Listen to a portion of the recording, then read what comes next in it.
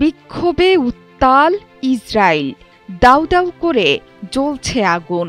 কোনোভাবেই নেতানিয়াহুর কর্মকাণ্ড মানতে পারছে না দেশের জনগণ।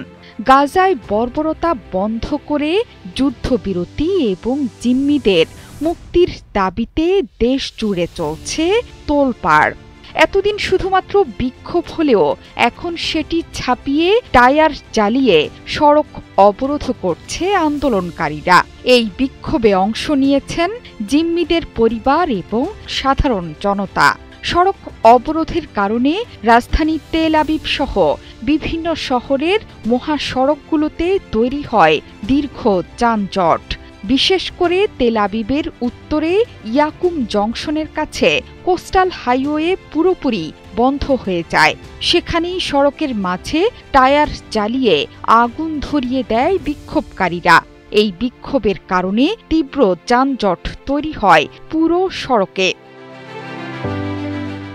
ওয়ালটন এখন দেশের সীমানা পেরিয়ে পৌঁছে গিয়েছে 50টিরও বেশি দেশে। ওয়ালটন, ঘরে ঘরে বিশ্বজুড়ে। আন্দোলনের নেতৃত্ব দিচ্ছে হোস্টেজেস অ্যান্ড মিসিং ফ্যামিলিজ ফোরাম নামের একটি সংগঠন।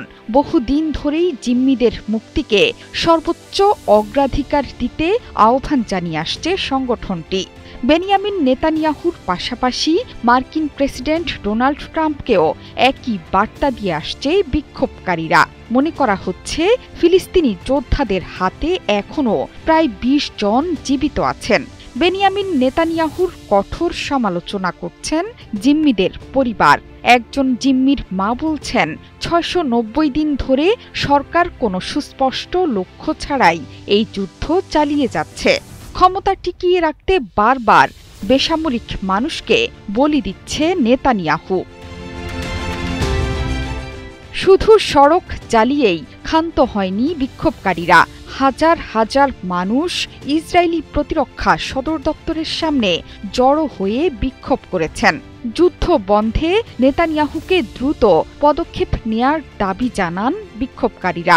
তেল আবিবের মার্কিন দূতাবাসেও জড়ো হয়েছেন তারা। গতকাল ইসরায়েলের সেনাপ্রধান ইয়াল জামির আশ্বস্ত করে বলেছেন যে গাজায় থাকা বাকি জিম্মিদের উদ্ধারে চুক্তির ব্যাপারে আলোচনা চালিয়ে যাচ্ছে তেল আবিব। ইসরায়েলকে অবশ্যই জিম্মি চুক্তি করতে হবে বলেও মন্তব্য করেন এই সেনাপ্রধান। ইসরায়েল জুড়ে বিশাল এই গণজাগরণ শুরু হয়েছে যখন গাজায় নতুন করে ইসরায়েলি বিমান হামলা এবং স্থল অভিযান চালানোর প্রস্তুতি নিচ্ছে।